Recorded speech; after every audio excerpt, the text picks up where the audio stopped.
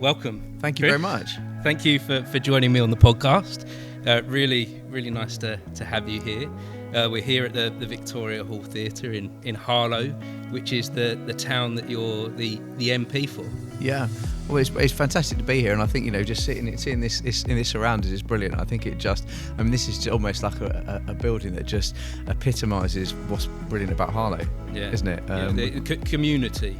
Yeah, I would say is one of the wonderful things that I've lived in Harlow all my life. Yeah, and that's one of the things I love about this town. It's got really strong community vibe. And I get that from you as well. I get that you're deep in the community. I don't follow politics too much, so I don't sway to the left, to the right, to the middle. But I watch what politicians are doing, and I see you out there with people all the time. How do you do it? That's really kind of. First of all, that's very, very kind of you to say, and I thank you for that. And it's a known fact that I don't come from Harlow originally. I moved here about 8 years ago, and I've completely fallen in love with the town, genuinely. And I'd say that even if I hadn't been elected, because that sense of community that you spoke about is just so tangible, and it's wonderful, and it's everywhere. And I'm just really keen, certainly when I was a councillor, but now I'm the MP, to really be a part of that and get the opportunity to see that and to celebrate that as well. And I think sometimes, take the politics. You see it in the in Parliament, you see it in the council chamber, the sort of to and fro of party politics, and that's all part of it. But one of the things that I really want to be able to do is sort of champion what's going on in Harlow, because there's so many fantastic initiatives. You and I were just talking earlier before we recorded about some of the young theatre groups in Harlow that are doing Shakespeare, in fact, which is amazing. There's so many wonderfully talented people, so many wonderful community-minded people in Harlow, and I just want to have the opportunity to really sort of champion that. So I am that MP that will stand up in Parliament and say, will the Prime Minister or whoever congratulate X, Y and Z for all of the wonderful things that they're doing in Harlow, and I will do that as much as I can, because I think it's really important that as the local MP, I have a platform to really champion our town. So what is happening in this town at the moment that you're proud of then? What is it that where the attention's going right now? Well, where to start? The really obvious one, obviously, because I'm a massive football fan, was obviously the promotion of Harlow Town on Monday. And I was every Thursday we have what we call business questions, and that's basically the opportunity for an MP to raise anything that they haven't raised. They can't find another opportunity, another platform to raise it. So quite often MPs will stand up and say, "Oh, I want to thank Mrs. Jones in my constituency for her hard work of year 7 or whatever it might be." And there was, because it was coming to the end of the season, there are a few of us that had got had the football angle. So one of my colleagues got up and championed Aldershot Town getting to the final of the FA Trophy, and my colleague from Burnley obviously mentioned Burnley getting promoted to the Premier League. There was 80 MPs, what we call bobbing, so stand up and down to get picked, and I was picked last. I was 80th out of 80. So I stood up and championed the fact that Harlow Town had been promoted, and that was what was wonderful about Harlow being promoted was two things. It's the amount of people that came to the final game of the season. There's like 12,000 people. Not 12,000, that'd be good. 1,200 people, which is for the level that Harlow playing at, was fantastic, and it was just a lovely sense of community on the day. And also, of course, as you'll be aware, Harlow obviously were relegated because of issues with their pitch, so it's been a really tough time for the club. And I think, I wouldn't perhaps quite consider myself a diehard supporter, but I go regularly. A lot of the fans that go regularly, it's a really important part of their life. Yes, yeah. So when there was that sort of 6-month period where there wasn't any football being played, I felt it as well. You kind of missed it. Do you know what I mean? So I think, sometimes people underestimate, and politicians as well, underestimate the importance of sport, the importance of culture, the importance of theatre. But actually, they're really important, and they make a huge difference to a community. So that's a really, big example. I'm so pleased to hear a politician saying this kind of stuff, because I've felt like in most of my adult life, this has been missing from this country. The community, the arts, the culture, I feel like it's been pushed to one side for such a long time, as if it has no value. So tell me a little bit more about the value you see within culture. I think, and also the other thing I'd say, which is the funny thing I'd add to that, is that I'm not only a politician saying that, I'm a former maths teacher saying that, right? And without going into too much of the politics, I think there has been a tendency, and not just by the previous government, but I think, like you say, over a period of decades, where rightly there's a focus on maths. I love maths. I think it's brilliant and it's important, and actually in some places it's very creative as well. But I actually genuinely, truly believe that young people should have the opportunity to study and enjoy a whole range of not just subjects but experiences, and that's really, really important. And the example I'll always give is when I say from my time in teaching was meeting young people. I teach thousands of children over the years. Really quiet children who don't say a lot in class. They work really hard. They get their homework done. They're brilliant. And then I'll never forget. There was a boy in my class, and he just said to me, "So what are you doing on Friday evening?" I said, "Well, I don't know. I haven't got any plans yet." He said, "Well, would you like to come and see me in this play?" And I was kind of baffled because so quiet, almost like the wallflower, And it turned out he was the lead in the school play. Yeah. And I suddenly saw this whole different side to this young person who, again, was a very diligent student, but had this whole other life, almost this whole other, joy in terms of being in theatre. And that really sort of struck me as being really important. And, in terms of the importance of that, it doesn't have to be because you're going to go and get a job in it. It doesn't have to be because you want to make money out of it. It can just be because you enjoy it. Yeah. And it enriches your life. And I actually believe as well it enriches other people's lives as well, doesn't it? And how it informs everything else that you're doing. Yeah. As well. I always say to people, if you're going to employ someone, look for a theatre student. They might not have the best grades in maths or in science, but they're often the people that are very good at problem solving.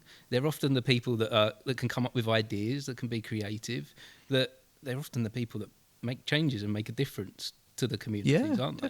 Definitely. And I think the interesting thing as well, and I've obviously done a lot of visits to schools in Harlow, and I have to say I've been blown away by the passion and the enthusiasm of the teachers, and that obviously echoes out of the students. I mean, I have to say, I won't tell you any of the questions they gave me, but some of the students give me some really, really tough questions. And I know that you've and that's my brilliant. daughter. I have, yeah. Oh, she's one of them, and she's fantastic. And I've said to you before, she's fantastic, and she's really clued up on things, and it's really important for me. Going back to Pooh's point about making sure people like your daughter have the opportunity to make sure their voice is heard, and that's really important to me, which is why I'm so keen to engage with as many people as I can. But no, you're absolutely right. I think, if you look and employ somebody, people that, somebody that's just, their CV is just, this is what I do, these are my grades, this is what I do as a job, that's fine. But actually, if you're looking beyond that, the other things they do outside of school, outside of work, I think that makes a human, a well-rounded. Yeah, exactly. Absolutely. And I say what's been great about going to some of the schools in Harlow is, as I think there's, and it's not because there's been a change of government or anything like that, but I think there's been there's a shift away from just thinking it's all about exam results. Now, I'm not saying exam results aren't important. I used to be a teacher, I want my kids to do well, but it's not just about that. It's about what we used to call in school. We used to call it like the hidden curriculum, But it's about all those other skills as well. And I think what was really good, and I say your daughter's got this in spades, but a lot of the schools are saying what we want to encourage with our young people is that ability to question, that ability to be able to explain, to reason. Yes. I mean, maths it's the obvious example. Well, why is 3 + 3 6? You can accept that it is, or look at why. I mean, that's a very basic example, but certainly as you go through maths, it's really important to question things and say, well, why? How have you got to that answer? Does that make sense? And I think you can really extend that for certainly in terms of debating and politics. That's really important, and it's been brilliant. The young people who I have met in Harlow have asked some amazing questions, some really good questions. And the young people, I'll go back to my daughter. She drew my attention to you a little bit, and she was really engaged by you, where she hadn't experienced that with politicians that had visited previously. That's very kind. And she's quite a big. She's like, I don't necessarily like politics. I don't like the government. Yeah. But she was like, I like Chris. I like him. He listens. He was talking to me, and he wasn't talking down to me. He was talking on my level. You seem to be able to connect well with them. Do you think that's going back to your previous experience as being a maths teacher? Probably. I mean, yeah, you're right. It probably has got something to do with it. I mean, it's interesting. There's a lot of former teachers in Parliament now, and I think it does help. And people say to me, in fact, Rachel Reeves said to me, you seem very confident speaking in the chamber, and I think that does come from being a teacher. But no, I think also as well, like genuinely, if I want to do this job properly, it's about listening to people, and that's of all ages. And your daughter's got some really important views that need to be listened to, and some really great ideas as well. And her colleagues, young people, young or old, it's important that we listen. I'm not always going to agree because that wouldn't be right either, because I'm going to speak to people that have conflicting views sometimes. They don't agree with each other, so I can't. It would be wrong to. I can't be that politician who agrees with everybody and then does something. It never. When you see politicians doing that, it never works, does it? No. Because you get pulled one way, you get pulled the other way, and then it's like, where are you? Yeah. Where do you fit? What are you going to actually? When you do come to champion something, what power or strength have you got? No, exactly. But I think, equally, it's important to listen and understand people's viewpoints and understand people's concerns, and I think that for me is really important. And as I say, what's wonderful about Harlow is you've got so many wonderfully community-minded people, who young and old, who are doing some really wonderful things, and it's really great to hear from their experiences as well. And I think that certainly, I mean, I used to be a teacher. I worked in the charity sector as well. I think those sort of experiences really helped me going into Parliament. I think they're really important. Now, that doesn't mean that other people's experiences aren't valid. They absolutely are. But I think what you need in Parliament, I think we have got this, and not just in the Labour Party, I think across the House, you've got MPs who have got a variety of experiences, and that can only be useful to my mind. Do you know what I mean? Yeah. Because otherwise, it's okay for people to have careers in politics and just worked in politics. That's okay, but I think you need a range of people. I think if you just have people, I've always thought I don't know if this system has ever come up anywhere in the world, but I've always wondered why the person in charge of education wasn't once a teacher, or the person in charge of the health service wasn't once a doctor.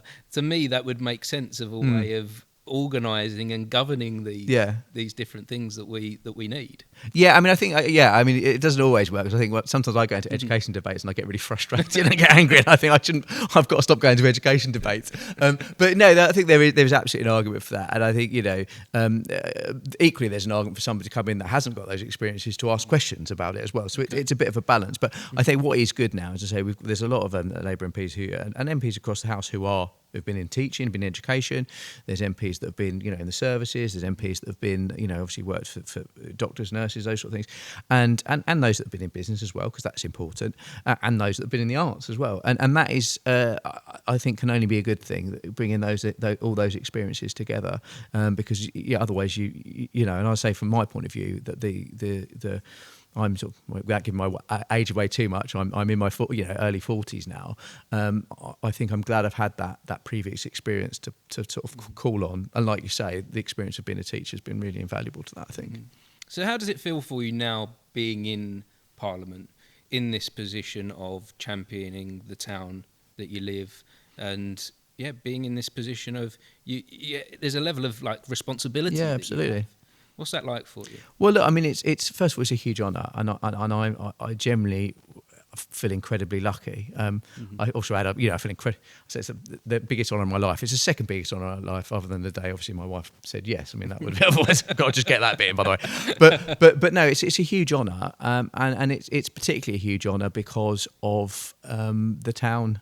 And the community, because obviously it's, places like Roydon and Nazing and Shearing that I represent as well, has got that incredible sense of community and that, I think, incredible sense of identity, and I think it's really important that I champion that. So first of all, it's a huge honour. Of course, absolutely, there's a level of expectation, and I'm probably my biggest critic in that respect. I'm very keen to make sure that however long I get, as MP for Harlow, I come away and I've achieved some positive things for the town. So that's really important for me. I'm very lucky. I've got a brilliant team. We've dealt with over 1,000 pieces of casework, so over 1,000 people have got in contact with my office with various issues. I think we've had, not always, sometimes it's in terms of contacting the council, sometimes it's contacted outside agencies, but I think we've had a pretty good success rate in terms of being able to support people on individual cases, so that's really important. It's interesting because politicians get, of all political parties, get a hard time. What I think is interesting is when I first became an MP, so that first week we didn't have an office, you didn't have any staff, we got given a laptop and we were sent on our way, and suddenly the inbox is huge, right? Yeah, everyone wants you. Yeah, everyone's like, you need to fix this for absolutely. me now. And what was really interesting, talking to MPs, and not just in the Labour Party, but mainly other MPs as well, is that the thing we were all really worried about wasn't what event we're going to go to or how good our social media is and all that. The biggest concern every MP I spoke to had, the new MPs, was I'm really worried about the casework that's building up. And I think that's a credit to all of them. The first thing they were worried about was how do I help my residents? It wasn't about how do I become the next shadow minister or the next minister or what committee do I want to be on? It was about how do I deal with this pile of emails that's appearing. So I think that's really to their credit. And I probably felt like the first couple of weeks of being an MP was like, oh my God, what have I done? Because there's so much to do. And, but now we're in a situation where we're sort of more or less caught up, and we're, there'll always be the odd email that slips through the net, but generally we're responding to constituents in a timely manner and hopefully in a helpful and positive manner. That sort of side has gone away. But no, there's definitely that kind of feeling that you want to make a difference and achieve things, and obviously I think we've had a good result with the new hospital. Of course we all want it as sooner, but the fact that we've got that commitment now and that timeline is really important to me, because that's something that I felt was really important for Harlow.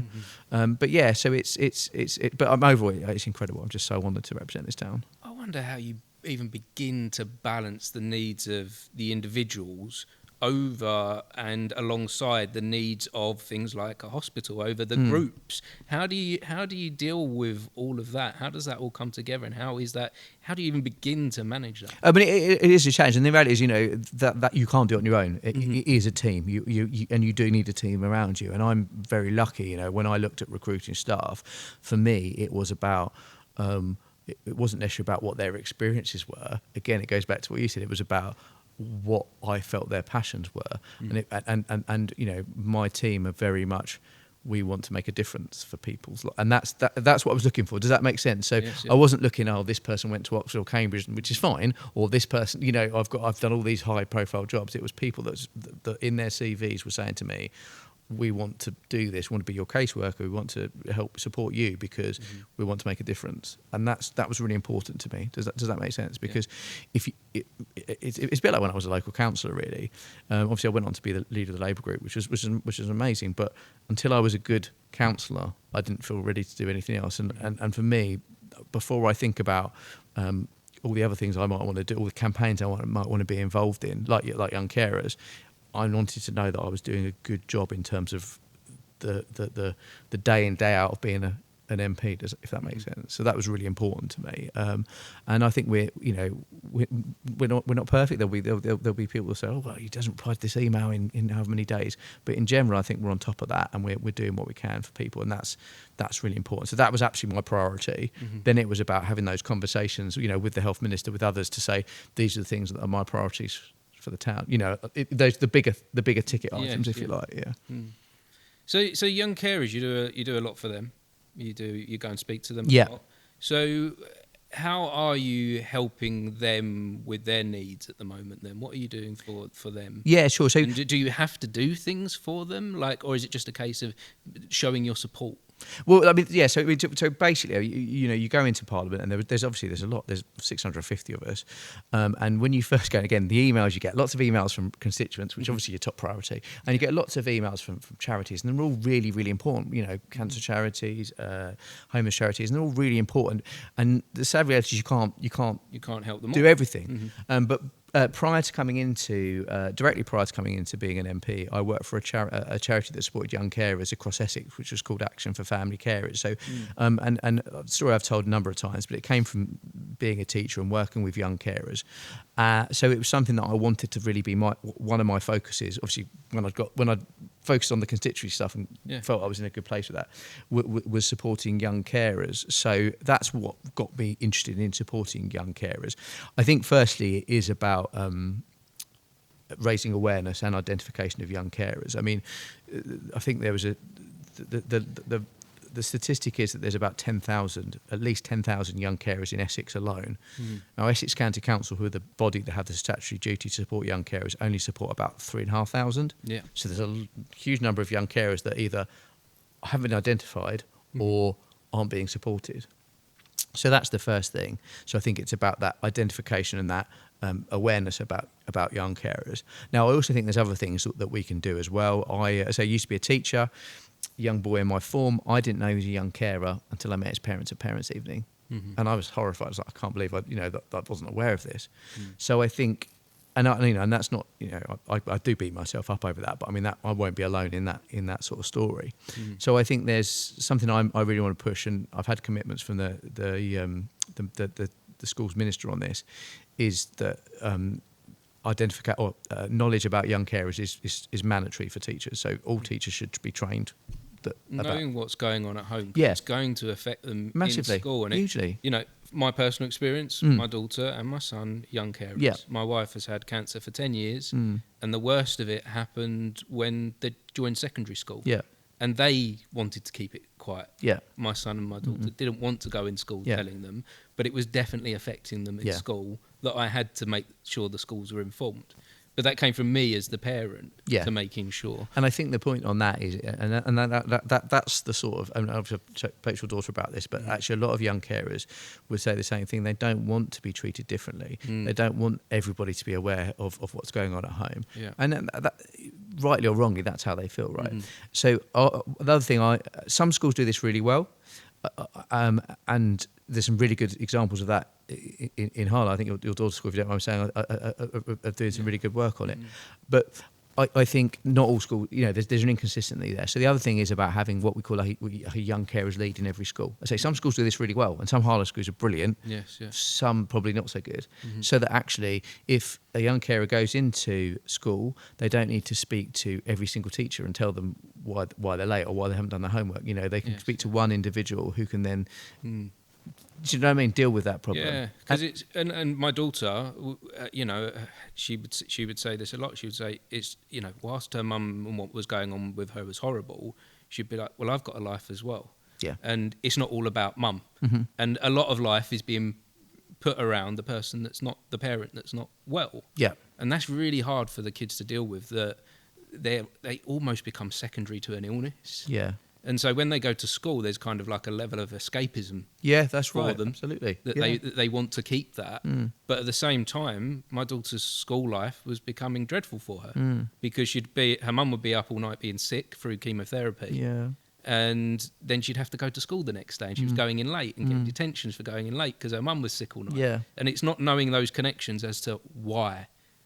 Why is this happening for this child? Why is this child not arriving at school on time, not doing their homework, or not concentrating at school, or not, or not behaving? And sometimes, the solutions are actually, once you're aware of the situation, are really easy to deal with. Yeah. It's not, it's not, if a young carer is unable to get the homework done, or my example was always they didn't get their planner signed, because parents couldn't physically sign the planner, and we got his older sister to sign it for him instead because he didn't want to be treated differently. Yeah. But there was a hurdle there that we had to get across.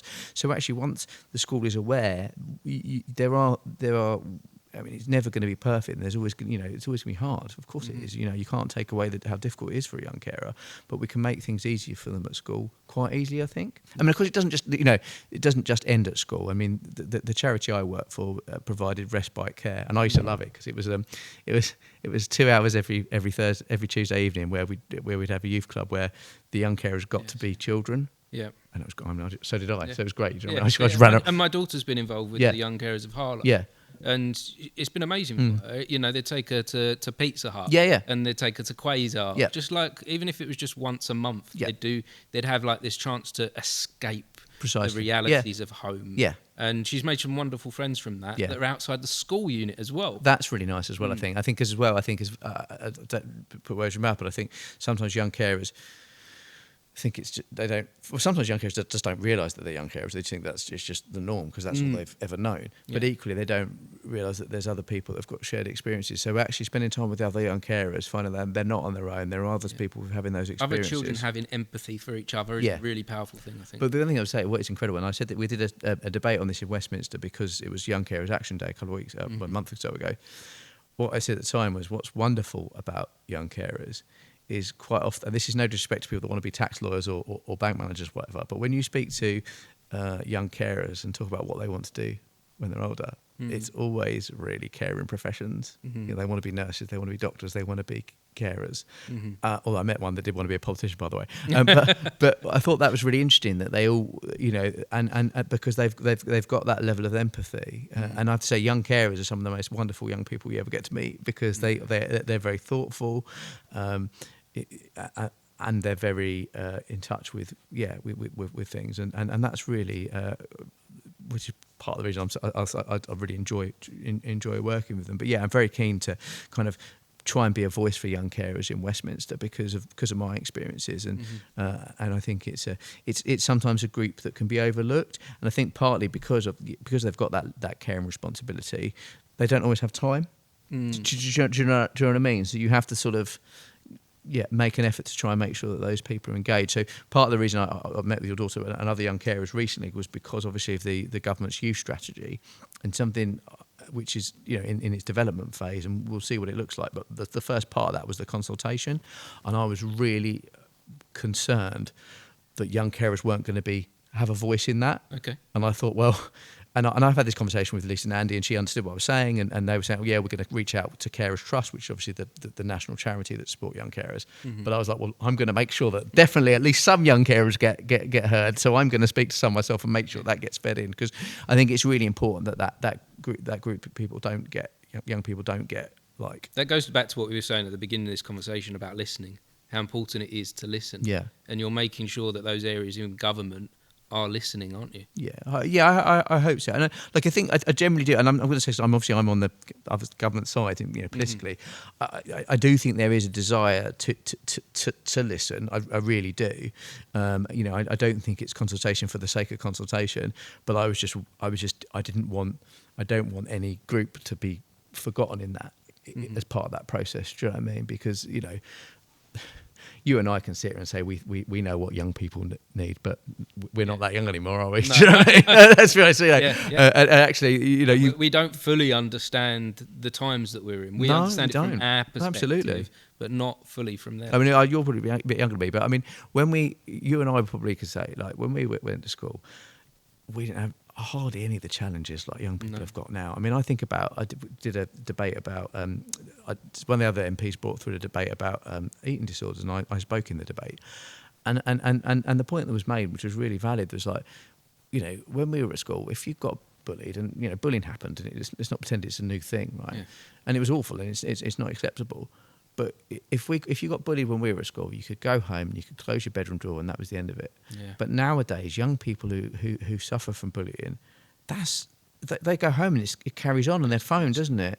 And I've seen it on a small scale with my children. Where even not bullying, even just debates.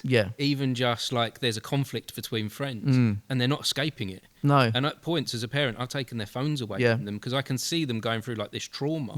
And all this trouble. And it's constant, even throughout the night at times. I've woken up in the middle of the night and found one of my children on their phone in a message with 500 other children, 500 people on a WhatsApp group, all commenting on the situation. How would we deal with that as adults? Yeah, absolutely. You know? Absolutely. I mean, and that's, you know, even before you go on to how that affects them emotionally, the fact they're up in the middle of the night doing that, and then they've got to go to school the next day, it's not good. So I think, you know, the challenges young people face now is far greater probably than when we were at school, you know. So yeah, I'm very aware of that. But my point was it is, you know, you and I kind of know that, but we don't necessarily get it in the way that the young people themselves can really articulate. Yeah, because we can talk about it, and I as a parent can take the phone away from my kid, but they've got to live through that.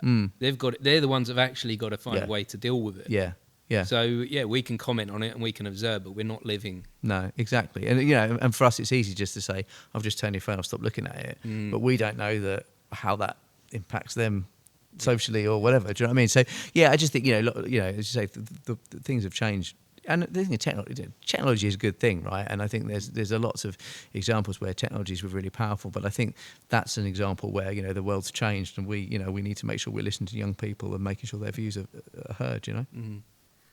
I want to go back now a little bit. Yeah. So when you was a school teacher. Yeah. When you was a school teacher, did you ever think to yourself, or was there ever a burning desire to get into politics? Well, it's interesting. I mean, genuinely, I won't be too political here, but I'll start with there's quite a fairly funny story on this. I say as well.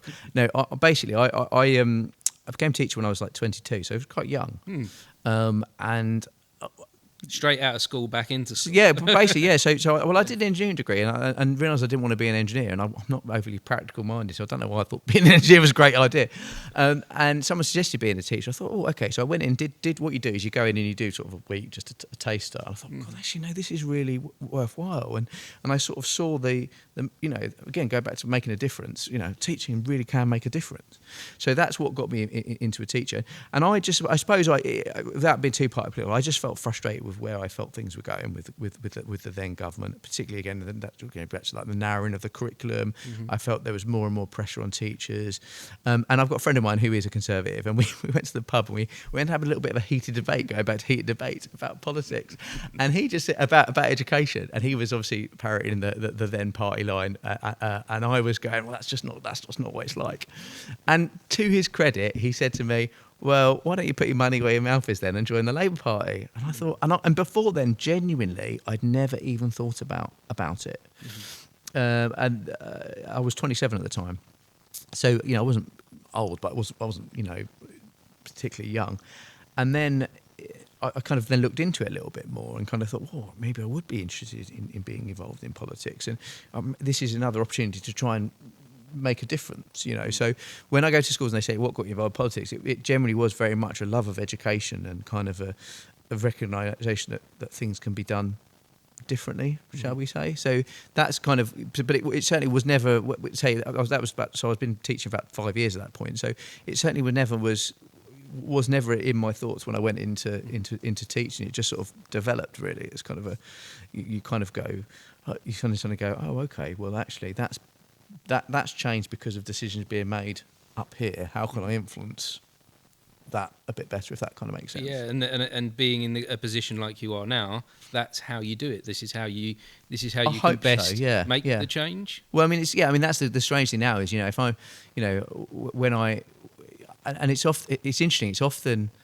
people say to me, "Well, you write to X, will you write to Rachel Reeves? Will you write to Keir Starmer?" The reality is that it's actually the best way that you can, as a backbench MP, to influence policy is just by having conversations with people. I genuinely, with regards to the new hospital, I mean, I think West Street was sick of me, but I was just sort of following him around the House of Commons, lobbying him about the need for a new hospital for Harlow. And I think, it's those sort of informal conversations that are really the effective way to kind of hopefully make a sort of change. And to be fair, to not most of the ministers are fairly available.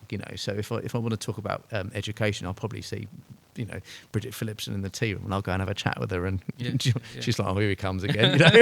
What's he going to talk about now? But yeah, I think I mean, they always say real power's always one step away, don't they? But hopefully I'm able to sort of articulate some of the concerns I've got, not concerns, but some of the ideas I've got, and obviously as a local MP, I'm able to, if people write to me, I'm able to sort of get in contact with the relevant departments and hopefully help people out with their cases. So yeah, that hopefully I'm able to do that a little bit more now. Yeah. So how does that work then? If you're in a tea room, talking to the person that's holding the purse strings. Yeah. And talk me through that kind of scenario. Is it kind of just like, we need a hospital in Harlow, give us £10 billion or whatever it's going to cost? Well, how does that conversation go? Probably a bit more subtle than that. But no, I've had just genuinely on. I mean, look, the interesting thing is when you see these politicians on telly, you think they're so unapproachable people, but they're just but they're just normal people. I mean, the interesting thing with Wes Streeting, for example, the hospital example, he's the MP in London. Whipps Cross Hospital is in his constituency, and he knows of the problems. He knows of the challenges of the hospitals face. You know, he's been around them. He's seen them. You know, he's been to British Alexandra Hospital. He knows the challenges. So, you know, it's just having that. It's just that conversation with him about, you know, the challenges that they face. And, you know, I'm constantly meeting with the new CEO of Princess Alexandra Hospital as well to talk to him about those issues. So it is just about, you know, those constant conversations. Yeah, I don't probably go in with an itemized bill, you know, but it's very much a case of, you know, sort of those regular conversations. And you know, I'm confident we will get that new hospital for Harlow. It may not be as soon as we want it, but the reality is we've now got an actual realistic timeline for a new hospital, which I think is really important. So what does that timeline look like then? Where are we sitting on that? So we're looking at... It's a big project that they it's want a to do, huge project. that you want to do for the town, that everyone feels is needed. The population in this area is growing drastically, absolutely, at an exponential rate. Yeah. So we need something, don't we? We need these changes. Well, the plan at the moment is the building of that hospital commence sort of 2030, not 3032, that would be a long way, 2032. So that's the aim at the sort of start. I mean, hoping that there will be work before that in terms of getting the I hate to say business plan because it's not business, is it? But you know what I mean, the business plan, the feasibility study, all that sort of stuff as well. But yeah, so we are looking realistically sort of 10 years time before we're going to be in a situation where we've got a hospital that we can use. So it's not going to be overnight, and I think we need to be realistic about that. But I think it's positive. And in the meanwhile, obviously, and I said this the other day, it's about how I make sure that the current site gets the sort of the short-term investment that it needs. And those they are the next conversations I'll be having with him in the tea room. So tell me a little bit about your because we talked a lot about the past, and you're fairly new still to this role. Yeah. We're not how many months in? We're not even a year. No, it's about 10 months. We're about 10 months in. So to your term before re-elections and things, you've got a little while left to go. So in this period of time, what are your hopes and dreams for your what do we call this period of time? Your time in government. It was my term. Your term. This current term. Yeah. What are your hopes and dreams? Goals, well, look, for me, I suppose there's two answers to that. I suppose it's like what's the physical. You know, what are we going to get in Harlow? I mean, I'm always going to be pushing for more investment in Harlow. You know, high quality jobs, and you know. Again, one of my pledges was about policing, about safer streets. One of the big conversations I have with people is they don't feel safe in Harlow at the moment. So we are getting some more neighbourhood police officers, which is really important. So those are the sort of the practical things. But in a more kind of not fluffy, but a more sort of more difficult, less tangible, I suppose, it's about the conversation we had earlier about young people. And I just want people in Harlow to say that they can achieve these things. I think when I speak to young people in Harlow, I'm absolutely, and older people as well, I'm so blown away by the talent, the intelligence, the care, the compassion they have.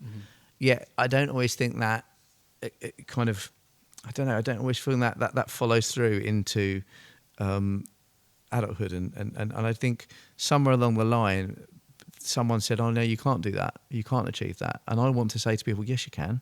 Why can't you? You know, a young person said to me, oh, do you think I could be an MP? I was like, absolutely you could. Or, you know, why can't you be? You know, this is the town that produced, you know, Hannah Fry and Glenn Hoddle. You know, why shouldn't these young people be able to be aspirational and able to achieve? So that's the first thing. The other thing I would say is, you know, I want to be a good MP, you know, and hopefully I am, but I want to continue to be a really good MP and support people in Harlow.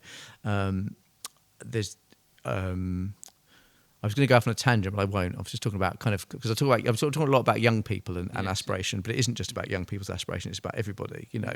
I mean, I was a teacher for 15 years, I changed, I went into the charity sector, obviously now I'm now, you know, lucky enough to be an MP. I think sometimes we sort of suggest that you have to decide this job at 22 and that's the end of it. And I don't think that's right. I think actually we should have the opportunity to reskill, to change jobs as well. So that's something I've just add on that point. But no, it's about how do I how do I get that aspiration, that hope, that sort of that ambition in Harlow and kind of keep it really.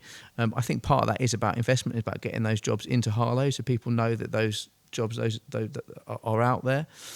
Interesting to talk to Harlow College about some of the really exciting work they're doing, but it's how do we encourage more people on that front. Again, I said about obviously the curriculum, which we've kind of covered.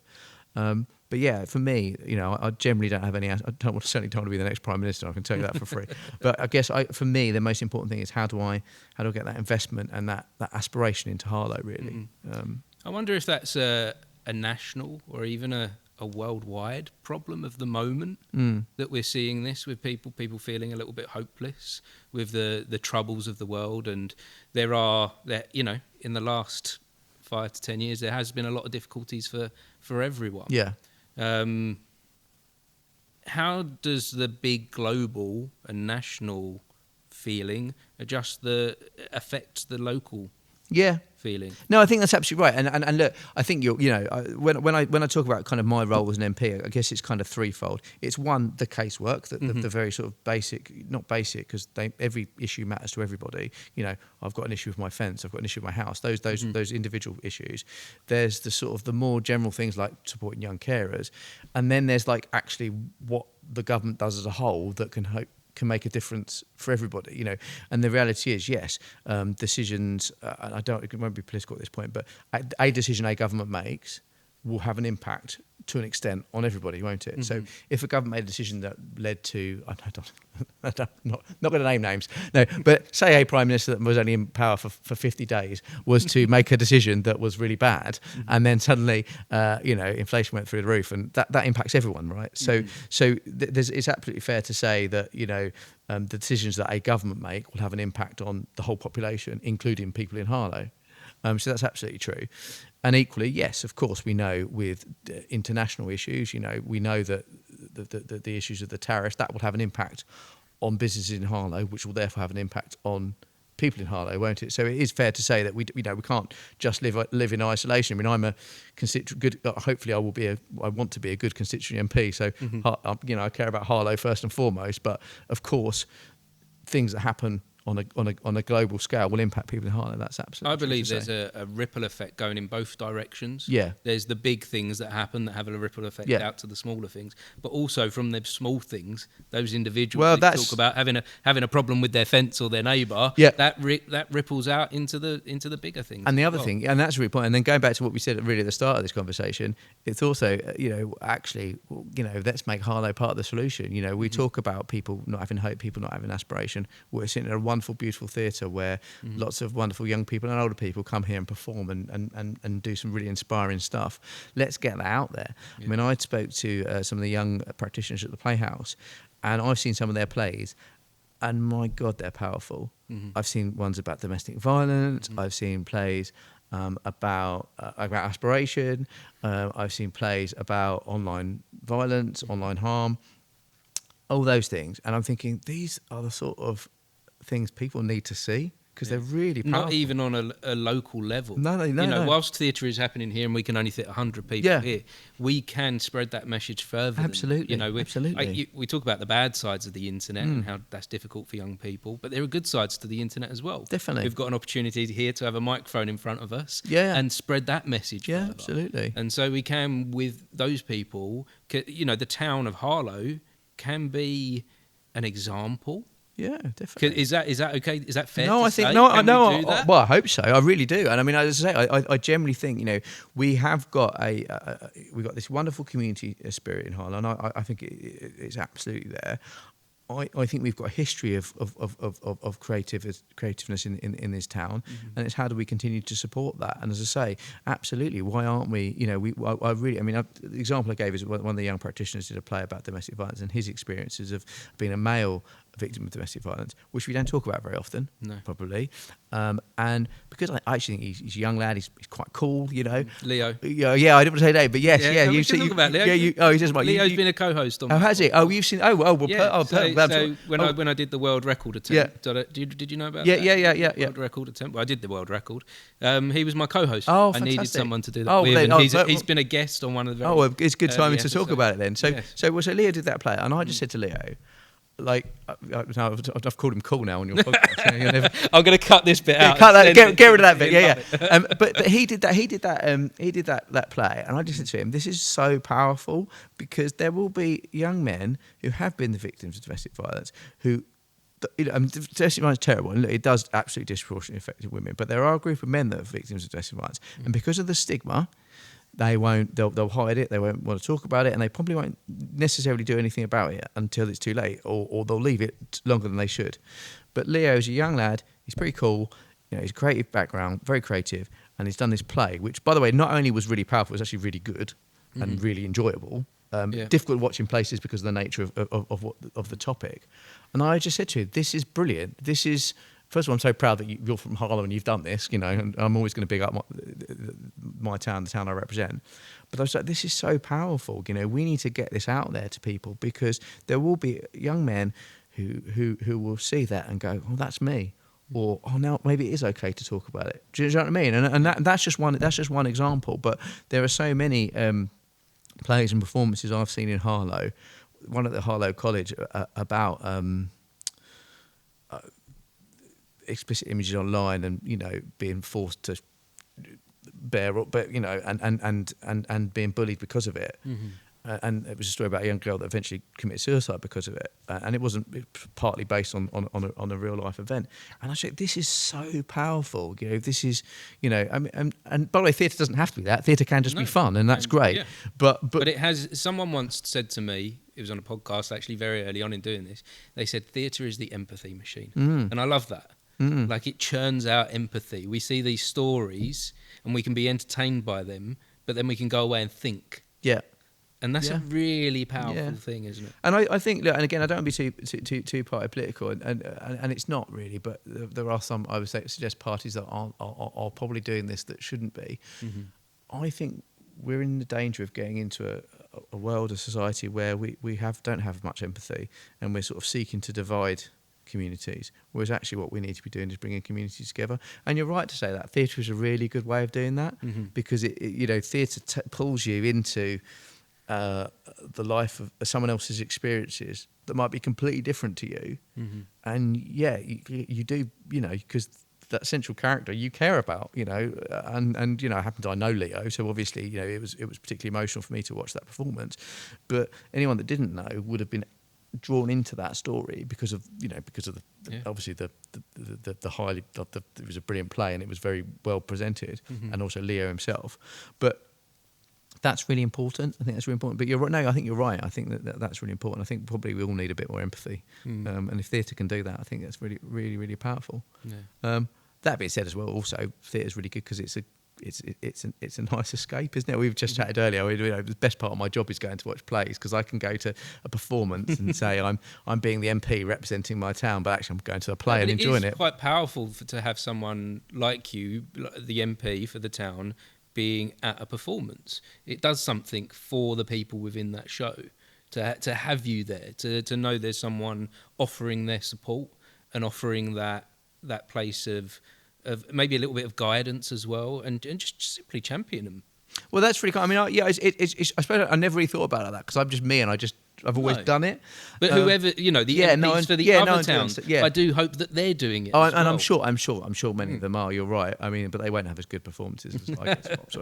But no, I'm sure they do. I do think that's really important. And I think and I will continue to do that. And I will continue to champion the arts. I mean, I just went to Harlow Ballet last week. I mean, completely different, but it was great. It was amazing. And what was brilliant there was a highly professional production, really, really talented young people and older people, and it was all ages and all abilities actually, which is brilliant to start with. And I just thought this is great, and I thought it's so important that Harlow's got a ballet group because otherwise those young people are missing out on that opportunity. So I suppose the flip side of that is I'm thinking, and I'm not saying I've got the answer to how we tackle this yet, but I'm also thinking, what haven't we got in Harlow that we should have? One of the things I would point at, going back to football very briefly, was I chat to a lot of, and I have had this conversation with Harlow Town, but no pressure on them just yet, they've just got promoted, was about young girls, getting more young girls into football. a lot of young girls I've spoken to when I've visited schools play football in Ware, or they play football in Bishop's Stortford, because there aren't enough women's teams in Harlow. Well, and that, in my head, I'm going, that's interesting. Is that right? Do I like that? I mean, obviously I don't. I want everything in Harlow, but is that a problem? Because does that mean young girls that might want to play football can't, because they can't get to Bishop's Stortford or they can't get to Ware? And does that mean there's it's a wider point on it, or not just sport?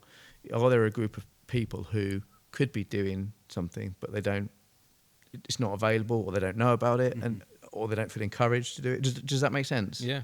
So that's because then what happens to the quality of their life when the things aren't available to them? Yeah. You see some places, and I think we've seen it in this town at time to time, where this town has, I do feel like it went through a long period of time where it was very quiet in this town, and things weren't going on apart from crime and troubles. Yeah. And now that I see this town becoming a lot more active, and I think the Playhouse are doing a fantastic job at that, and the sports in this town seems to be coming alive again with the new rugby club and with the football. But now all that's happening, the town doesn't seem so depressing. Do you see that? I think you're right. No, I think there's reason to be positive. I think there's still issues that we need to deal with, and crime, as I mentioned before, is one of them. But I think you're right, and I think Stefan as well, but Stefan obviously is a counsellor. He said to me, it's almost like it's about just finding that one thing that really sparks the imagination of that young person or that older person that goes, this is what I want to do. And that probably happened with me with politics. I was a teacher. I was an all right teacher. I enjoyed it, but and I was passionate about it at times. But when that that algorithm, so I said, and I sort of thought, oh gosh, yeah, maybe, but I never thought at 27, I'd never thought about being involved in politics, and then I got that buzz from knocking on doors, from talking to people, from trying to help them with their issues. I like to see it as like planting seeds. Yeah, that's exactly right. You go along and you give someone a seed of an idea, and it's up to them if they grow that into something. And it might not be for them. That's fine. It might not be for them. You try it. You go, you try ballet and go, I'm not very good at that. That's not for me. I'll try something else. You go to theatre. That's not for me. Try something else. Oh, I've tried rock score or live wire, and go, oh, actually, this is for me. Actually, being a drummer or and everyone's different, but if those opportunities aren't out there, you'll never know. But no, I think that's a really, really, really good point. That that absolutely to say that actually, if those. And I think like you said, we've got the seeds of it at the moment. That those things are happening. I think it's really, really good, really good for the town. Because I think the worst thing you want is people being socially isolated, people just staying in. Well, I think we all got an opportunity to experience that, didn't we? Yeah. We could go to COVID, and in that period of time, we all got to experience what that was like to be isolated from everyone, and some worse than others. I was in a position where I couldn't leave my home for almost 2 years. Of course, and that was terrible for me, and it was terrible for my children, and there's a lot of other families out there like that as well. And the impact, again, on that, the impact of mental, we all saw. I would say my mental health took a dip because I found it really hard not to be able to do things. So we've had an opportunity to see how important community is. Absolutely, and that's why I love that saying, because I think there is a real sense of community. Of course, there's you can always do more. Of course, and that's sort of always looking for more opportunities. But that's something that is brilliant. Something that I think we should be very proud of in this town, and something we should absolutely champion because it's really, really important.